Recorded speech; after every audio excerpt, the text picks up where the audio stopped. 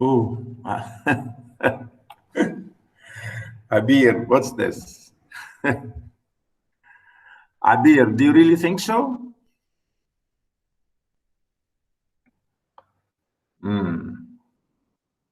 Okay, well, I don't know. Yeah, maybe if you see me in real life, maybe you'll not say this. I don't know, but maybe yeah, I do. Maybe I do. Maybe I don't know. I do look a little bit. Yeah, well, this is a flattery to me. It could be a flattery. Anyway, thanks, Abir. Um, yeah.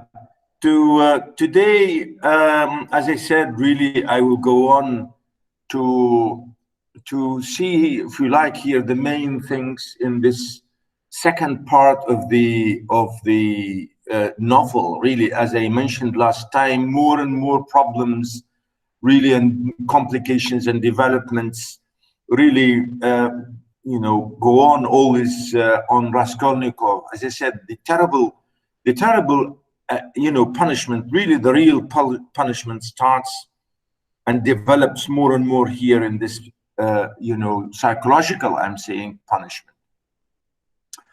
Now, as I said last time in chapter 3 and 4, I think I stopped in chapter 4.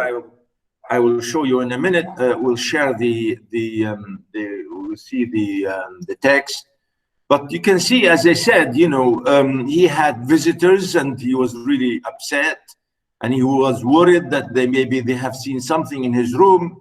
He was worried about, Nastasia, his landlady, everybody, including, of course, strangers, Nastasia's landlady and Razumikhin, of course, and a stranger, the stranger who brought him some money from his mother, which is the 35 rubles from his mother, Palshiria Alexandrovna. Her name is quite, these are Russian names, but anyway, his mother sent him the money because, as you know, she was borrowing originally money and making money and sending him to go on in his life as being a student, because she thought he was really always working hard as a student. But of course, we know the story. So, as you know, Raskolnikov, was sick for the last few days, and maybe he, his friend, as you know, Razumikhin, brought him the doctor, Zosimov, and also a friend came about. He was Zamyotov, who was the detective. And maybe here, as I said, maybe problems will start from here. When, of course, Zosimov is a doctor, and he is brought by his friend Razumikhin because he wants to check, to have some, to make sure that he's okay, not ill or something bad about him. So here we see this really being, as, if you like, developments of the plot. We have more people, involved in this situation here. Zosimov, the doctor, and Zamyotov, who is the detective, maybe because they started to suspect him really from day one. So Razumikhin here was concerned about his friend and brought him some new clothes and things. And really, Raskolnikov was shocked, but at the end of the day, he accepted him. And then here, as I said, the idea here really is interesting to see again here. We know that Zosimov, who is a very nice man, accepts the invitation from Razumikhin because later, as I said, Razumikhin wanted to maybe have a little change of mood, to make a little party, like in his home, in his house, in his place. So he invited these people, his friends, Zosimov the doctor, and Zamyotov, again the detective, as also he's a friend. And also he wanted Raskolnikov to come, but of course Raskolnikov was really not happy about it. So, here in this way, we see the people started to talk Zosimov, Rasumikhin, and again Nastasia, because they were about. Doctor, Yeah. could you please share the screen? Yeah.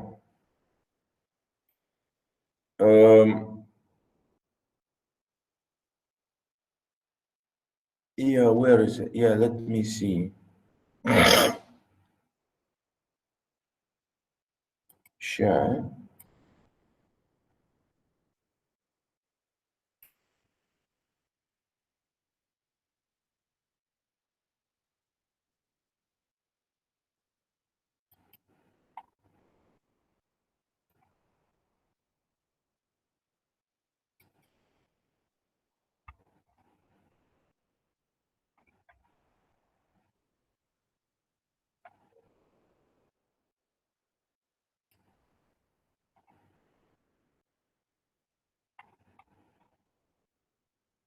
Yeah, I'm just really giving you a brief summary what happened, of course.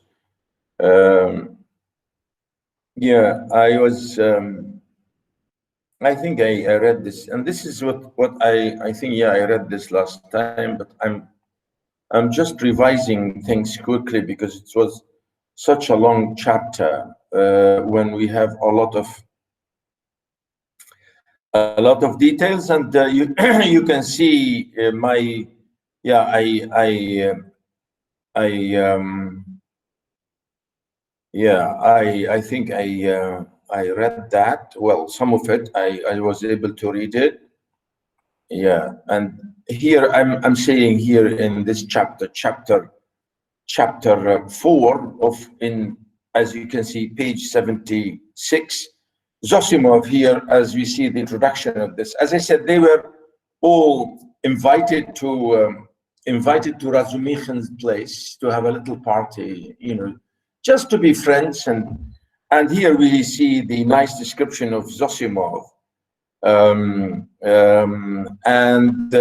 But as you know, of course, Raskolnikov really always wanted to avoid this. He wanted to avoid such meetings and such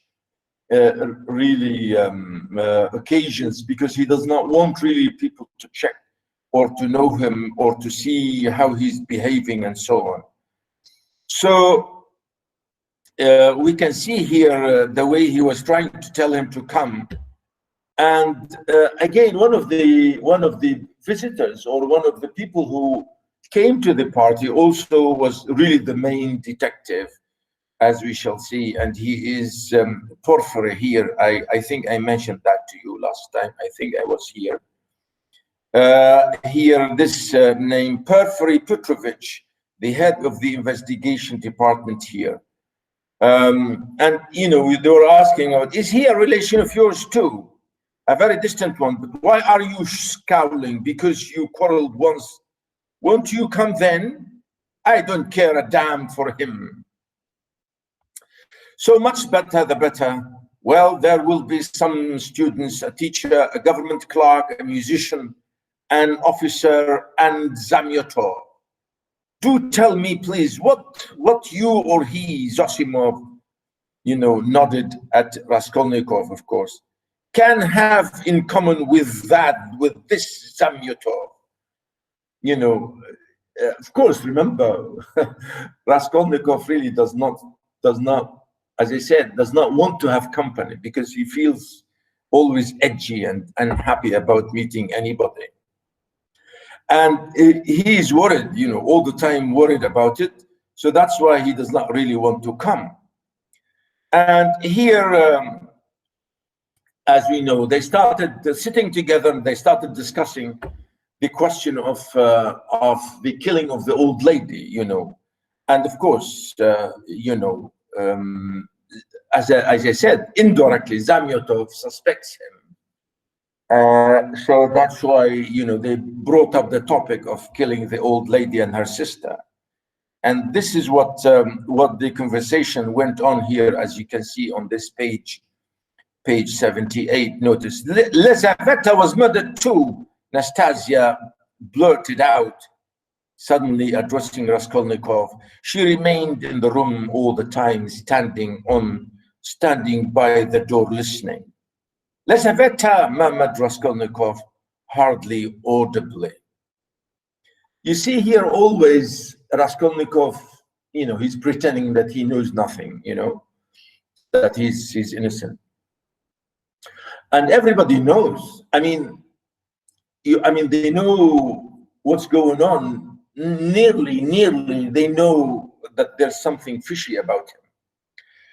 And they went on, Lizaveta, who sold all the clothes, didn't you know her? She used to come here. She mended a shirt for you too.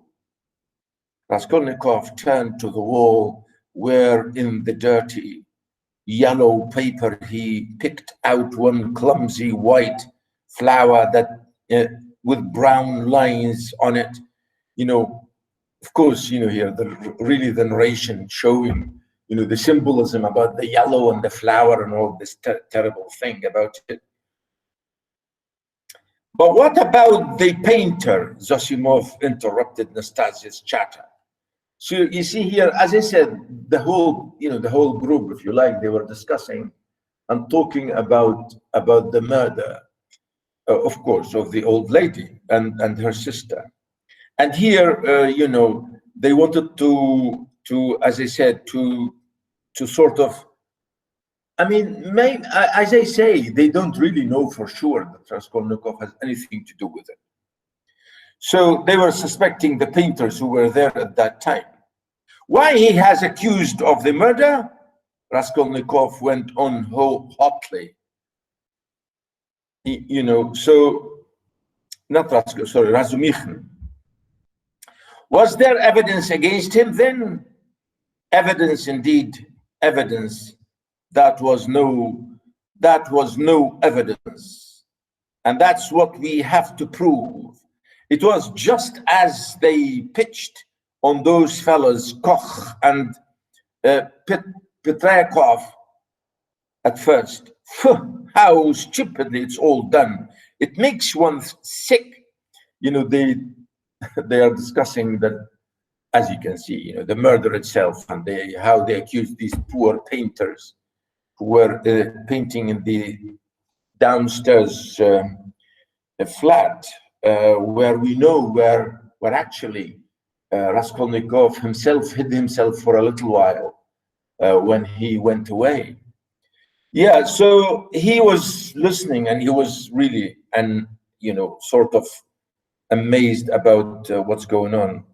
And he said, by the way, Rodia, you have heard about the business already. It happened before you were ill, the day before you fainted at the police office while they were talking about it.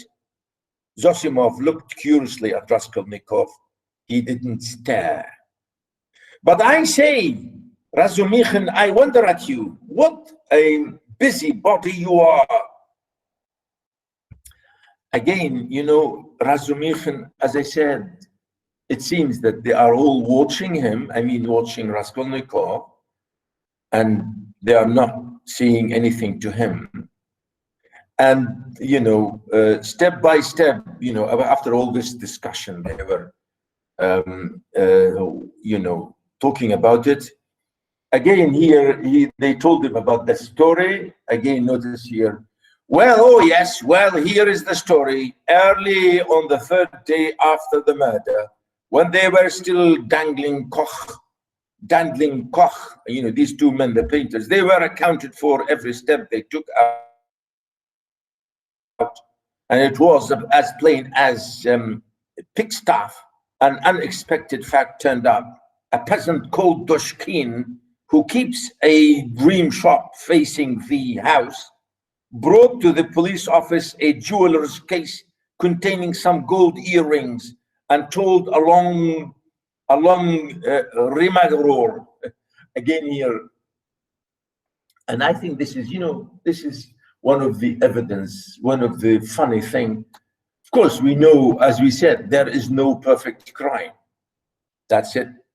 So here we have, out of the blue, an evidence from a man who has a shop opposite the building, who, as you can see here, his name, a peasant called Doshkin, right?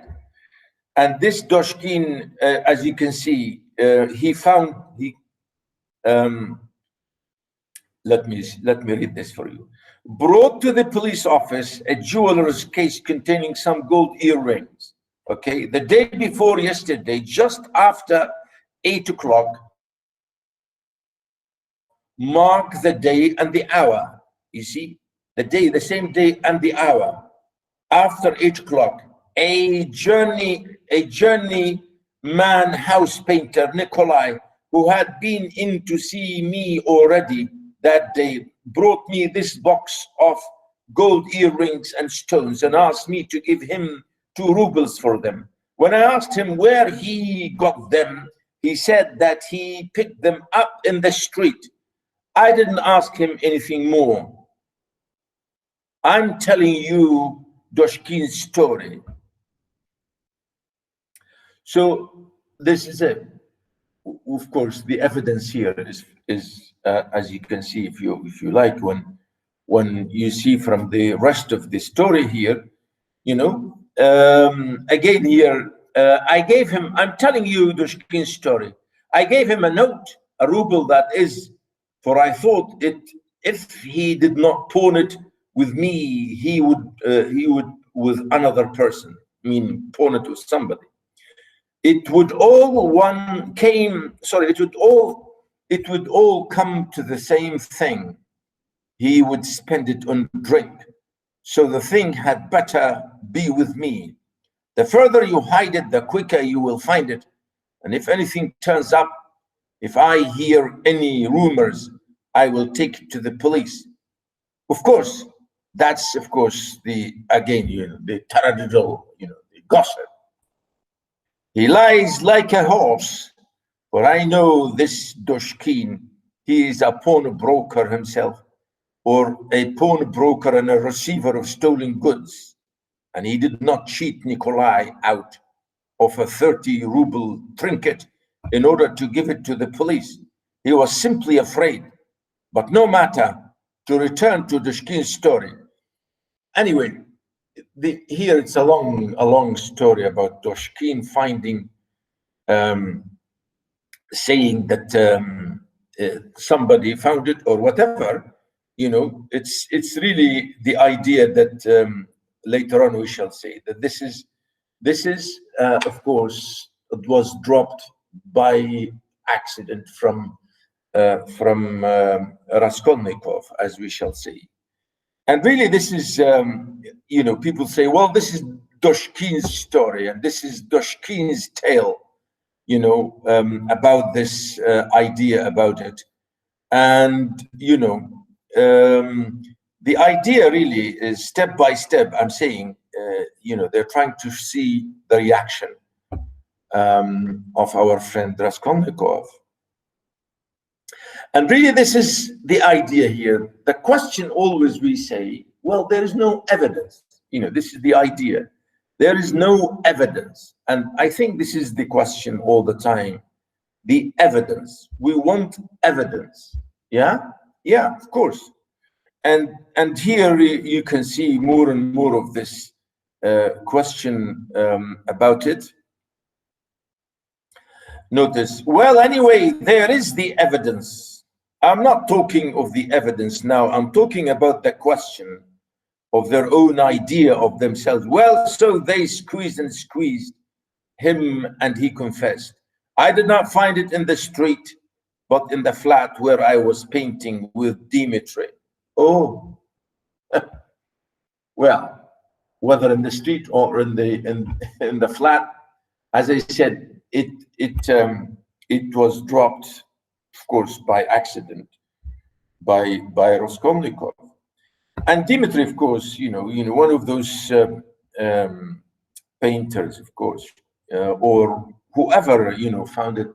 That's not really important at the moment. But Dimitri, as you can see here, notice, Dimitri and I were painting there all day, and we were just getting ready to go. And Dimitri took a brush and painted my face, and he ran off, and I ran after him, shouting my hardest. And at the bottom of the stairs, I ran right against the porter and some gentleman And how many gentlemen were there? I don't remember. And the porter swore at me, and the other porter swore too. And the porter's wife came out and swore at us. He's telling the whole story. Could be true. I mean, yeah, it could be true. And that's the idea. But the idea that he found these, golden stuff. As I said, they were dropped by accident by Raskolnikov. And here, notice he went on and on about it. And I think this is really amazing story. Please, as you can see, it's such a long story. I can't read it all for you here. So, Raskolnikov was, as you know, listening, and he was not happy about all this. He does not want to listen to all this carry on. Really, he is not interested in all these details. He wants to get rid of all this carry on. Really, if you like, the whole idea here, Razumikhin really wanted him to be okay and to calm him down. And he said the earrings or these things could be dropped by anybody, by the real murderer maybe, or maybe on the way out of the building or out of the house or out of the room. Doesn't matter. And of course, Razumikhin here really, if you like, was trying to calm things down. While they were discussing this, we see suddenly somebody coming here to them. And of course, this stranger, I think here we have more interesting things. And this stranger is Luzhin, as we shall see. And I think Luzhin here is more interesting figure later on. And I think here maybe at the end, again, the narrative going on about the evidence. Notice here again to say about the circumstantial evidence here again. The idea again, I'm highlighting, as you can see, the question of the psychology and the psychological impact and so on. And I think you can see this, resting simply on a psychological impossibility and irrefutable and conclusively breaking down the circumstantial evidence of the prosecution. No, they won't accept it. They certainly won't. They are discussing the evidence. And of course, always Raskolnikov thinks that there's no evidence. Raskolnikov thinks he did a perfect crime, but it was never perfect. Really, we shall see, of course, more and more. Of course, in addition to his own psychological, terrible thing. Notice, I think here at the end, before I finish this, the real murderer dropped these earrings. The murderer was upstairs, locked in, when Koch and the other painter, of course, knocked at the door. Koch, like an ass, did not stay at the door. So the murderer popped out and ran down too, for he had no other way. Well, I'm saying Koch as a painter, because these are the men who came, the porter and the other men who came in business for the landlady. Anyway, Nikolai and Dmitri were the painters. Anyway, the details here, you can see a lot of things. But what they have really suspected is absolutely the truth. And I think this is the good thing about it here. And all of this, of course, Raskolnikov was really angry and saying, wow, maybe they're talking, maybe they could find, but he thinks he's absolutely safe. Too clever. No, my boy, you are too clever. That beats everything. But why? Why? Because everything fits too well. It's too melodramatic. Because as if to say, well, you are giving all this, suppositions and assumptions, and maybe maybe you think this is, not believable. And Razumikhin, of course, was explaining, and as you can see, at that moment, the door opened and a person just came in who was a stranger to all present. Yeah, this personage, of course, is, as we shall see, he is Lugin. This was a gentleman no longer young, of a stiff and portly appearance. Yeah, he is, as I said, he is Lugin, and he is supposed to be the fiancé, or the future husband of Dunya, Raskolnikov's sister. Rodion Romanovich Raskolnikov, a student or former student. Zosimov made a slight movement and would have answered had not Razumikhin anticipated him. Here he is lying on the sofa. What do you want? This familiar, what do you want, seemed to cut the ground from the feet of the pompous gentleman. He was turning to Razumikhin, but checked himself in time and turned to Zosimov again. This is Raskolnikov, mumbled Zosimov. Anyway, yes, I am Raskolnikov. What do you want?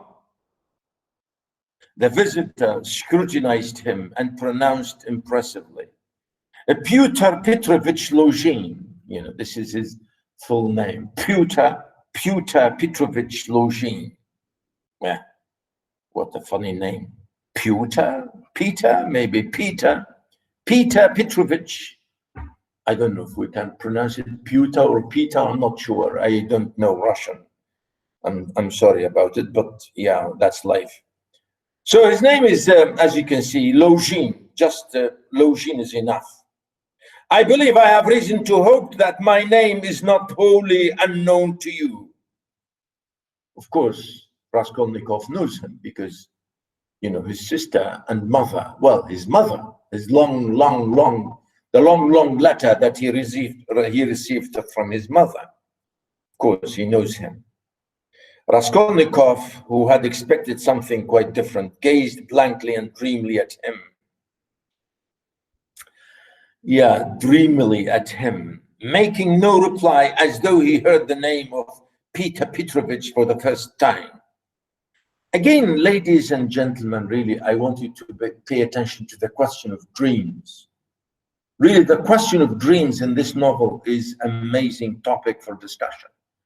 Really, there are many reasons here and many really dreams and dreaming, whether real dreams or daydreams or actual dreams or whatever kind of dreams, positive or negative or whatever, really, the whole idea was an important thing in moving the plot and the development of the action a lot in the whole novel.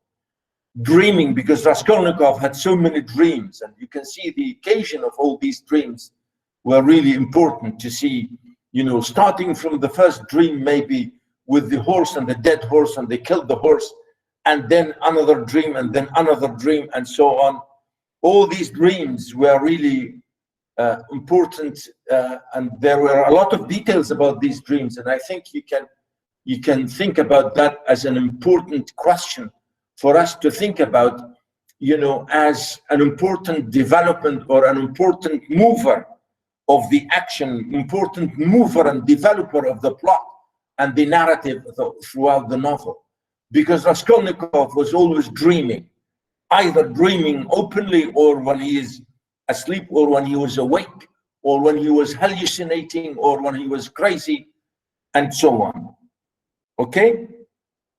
So here, as you can see, notice, gazed blankly and dreamily, as if, he's again unsure about what to do and what to say. Is it possible that you can, up to the present, have received no information? You see, Peter Petrovich, asked him, say, is it possible that you have not heard of me yet? I'm your brother-in-law. Oh, yeah. In reply, Raskolnikov sank languidly back on the pillow, put his hands behind his head, and gazed at the ceiling. A look of dismay came into Luzhin's face. Zosimov and Razumikhin stared at him more inquisitively than ever, and at last he showed unmistakable signs of embarrassment. I had presumed and calculated, he faltered, that a letter posted more than 10 days, if not a fortnight ago. I like, the verb presumed and calculated. I think I highlighted the two words here really because they describe Luzhin.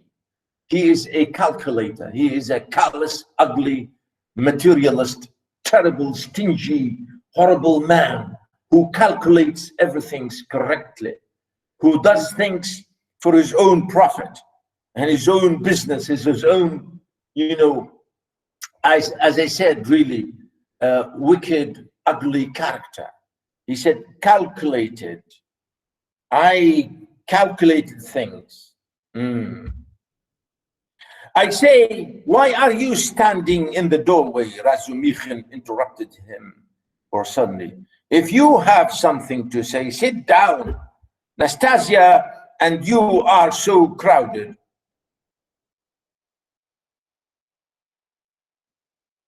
Nastasia, make room. Here is a chair.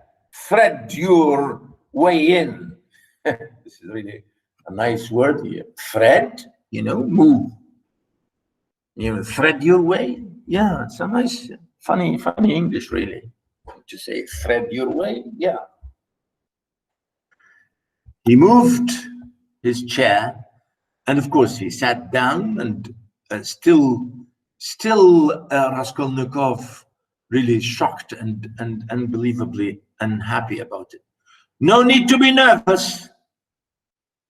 Rodia had been ill for the last 5 days and delirious and for 3, but now he is recovering and has got an appetite. This is his doctor who has just had a look at him. I am a comrade of Rodia's, like him, formerly a student, and now I am nursing him. So don't you take any notice of us, but go on with your business. Thank you. But shall I not disturb the invalid by my presence and conversation? Invalid? What a terrible word to say. Invalid? What? He described Raskolnikov as invalid. Well, this is interesting, really. Was he invalid? Yeah. The invalid, as if to say the handicapped. Yeah, this is interesting. Was he a handicapped person in some way? Could be, really. This is a nice thing to say. Yeah. He maybe has, I think he maybe has so many handicapped signs, yes, to some extent. Otherwise, he wouldn't kill an old lady and her sister for nothing. Yeah, could be he had so many handicaps, if you like, No, murdered Zosimov. You may amuse him, he yawned again. He has been conscious a long time, since the morning, went on Razumikhin, whose familiarity seemed so much like unaffected good nature. And Peter Petrovich began to be more cheerful about it, or partly perhaps because this shabby and impudent person had introduced himself as a student. Yeah. Your mama, began Luzhin. Ah, your mama. Yeah. Look at this, the way he speaks. Your mama. Razumikhin cleared his throat loudly. Luzhin looked at him inquiringly. That's all right, go on. Luzhin shrugged his shoulders. Your mama had commenced a letter to you while I was sojourning in her neighborhood. On my arrival here, I purposely allowed a few days to elapse before coming to see you in order that I might be fully assured that you were in full possession of the tidings. But now, to my astonishment, so here, I know, Raskolnikov cried suddenly with impatient vexation. So you are the fiancé, I know, and that's enough. There's no doubt about Peter Petrovich being offended this time, but he said nothing. He made a violent effort to understand what it all meant. There was a moment of silence. And you can see here really there's a lovely, dialogue here. And really this man, Luzhin, as you can see here, there's a lot of description really here about him here. It's a lovely, by the way, girls, there are mistakes, I think, here in this. Well, not because I copied this from one internet site, and some maybe graphs or something appeared in the copying. I don't know how. I think I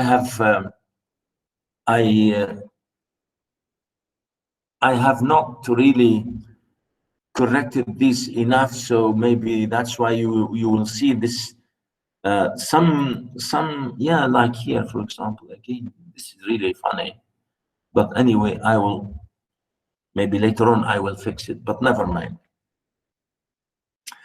So here we have details about this man, the way he is, and the way he is described in a very funny, ugly way, in a way, for example, for Raskolnikov at least. So here he said that I came here before them, and I expect your mother and sister to arrive soon. He said that. I'm expecting your mama and sister in a minute. Raskolnikov made a movement and seemed about to speak. His face showed some excitement. Peter Petrovich paused. Any minute, I have found a lodging for them on their arrival. Where? Asked Raskolnikov weakly. Very near here.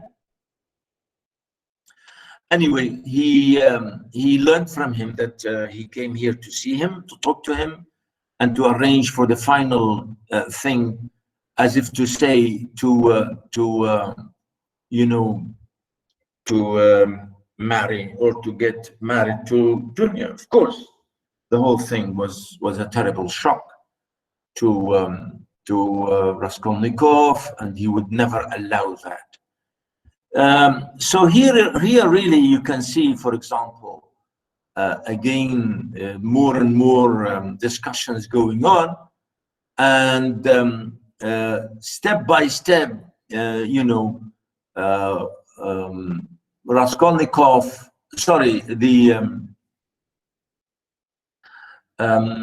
Luzhin started to talk about, or to, he heard them and he started speaking with them, and maybe to take part in the discussion about life and society and about the murder, and he said, in a way here really we find interesting ideas about it, really about that, about about the crime and about society and all this horrible thing, really. And for example, notice here when he gave them one of his ideas, which is was terribly annoying to Raskolnikov. Notice here when they were discussing these things. As I said, step by step, Login took part with the discussion with them about the murder and about life and about society and about, you know, all these superstitious, maybe this ugly thing in society and so on, and to see how much he explains things in his own economical, if you like, or scientific or ugly notions about life and society. Yeah, notice here how Peter, let me say just Login, because I don't like to use his first name. Anyway, Peter Petrovich Login went on to say this here. I highlighted this for you here, notice. No, not a commonplace. Hitherto, for instance, if I were told, love thy neighbor, what came of it? Peter Petrovich went on, perhaps with excessive haste. It came to my tearing my coat in half to share with my neighbor, and we both were left half naked. Yeah, this is a funny argument, you know.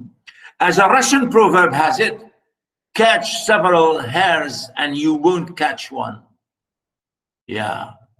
Science now tells us, love yourself before all men, for everything in the world rests on self-interest. You love yourself and manage your own affairs properly, and your coat remains whole. Economic truth adds that the better private affairs are organized in society, the more whole coats, so to say, the firmer are its foundations, and the better is the common welfare organized too. Therefore, in acquiring wealth solely and exclusively for myself, I am acquiring, so to speak, for all, and helping to bring to pass my neighbors getting a little more than a torn coat, and that not from private personal liberality, but as a consequence of the general advance. The idea is simple, but unhappily it has been a long time reaching us, being hindered by idealism and sentimentality. And yet, it would seem to want very little wit to perceive it. You know, Login, as I said, is giving his own ideas, and of course, really, you know, everybody is listening and they are funny about it, and they feel, you know, what's this terrible man talking about? You know, about his own private, you know, here say the private interests, about being selfish, and about being, you know, care for yourself, and then indirectly you will care for society. If you really care for yourself, then you'll be caring for society. Yeah, this is, of course, later on we shall see the idea really here, the novel is talking about socialism, the question of socialism, and the question of really important questions everywhere in the novel about that, as I told you later on. And Razumikhin and everybody really were you know, angry with this idea that he was talking about. I think, you know, they told him this, for example, here in this notice, and they even talked about the crime. You know, as I said, they talked about the crime and the whole thing. You know, I think it's really amazing here, of course, how they said that.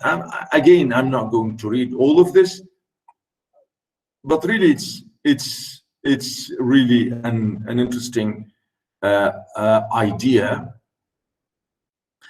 And he was very angry with him about it. I mean, Raskolnikov was really upset and angry with him. Notice when he said about the economic ideas are not an incitement to murder, and one has but to suppose. And it's true, Raskolnikov interposed. You know, they were discussing the whole idea, really, that why people get, you know, why do they kill, for example. As I said, you know, the whole thing is really about Login, the way Login goes on about it. And I think this is an interesting thing. Raskolnikov, wanted him to really to disappear, and he literally kicked him out of the place. Let me alone, all of you, Raskolnikov cried in a frenzy. Will you leave off, all of you, tormenting me? I am not afraid of you. I am not afraid of anyone. Get away from me. I want to be alone.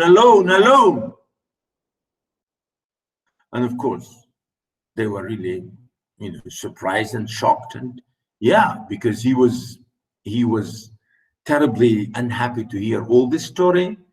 And it seems because, as you know, he was always, being hinted at, or they think he is the one, and so on. And I think this is a really amazing, situation.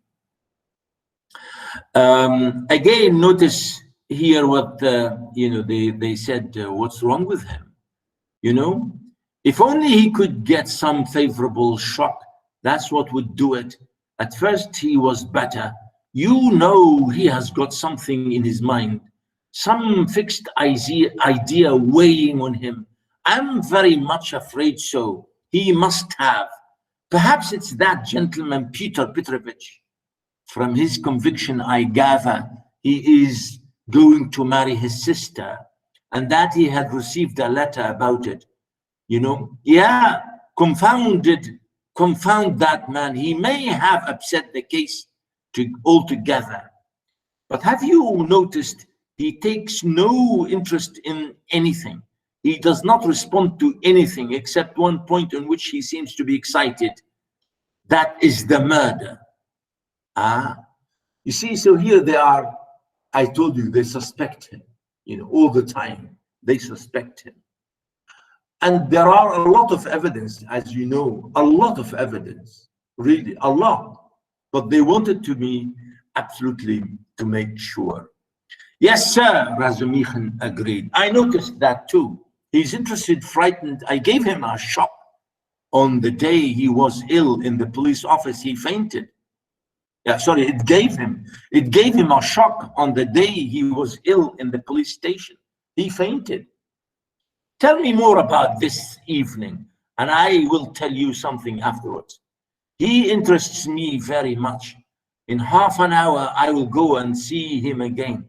There will be no inflammation, though. Thanks, and I will wait with Pashenka meantime, and will keep watch on him through Nastasia. Raskolnikov, left alone, looked with impatience and misery at Nastasia, but she still lingered. Won't you have some tea now? She asked. Later, I'm sleepy. Leave me alone. He turned abruptly to the wall. Nastasia went out. Yeah, again, really, I would love to read with you here, girls, because, the novel is amazing. You can see again here about the panic and the delirium went on and on later on, of course, with him all the time. You can see here again in this really chapter, we have more and more of what's going on, but really I want maybe I think I will to some extent I think I will maybe stop reading really here, because I will give you further ideas or further points to discuss here at the end if you want, and then I think that's the end of it. Now, if you if you want to, if you like, to have any discussion or any ideas, any question before the end, I would be happy to answer. Of course, later on we shall see he meets. I mean, later, you know, especially after the death of Marmeladov, because later on in this chapter and the chapter after that, he meets Marmeladov the time when he was, as we know, he was killed, and the story and the love story develops with him and Sonia and so on. Really, I really can't, as you can see, I can't really read all that, but yeah.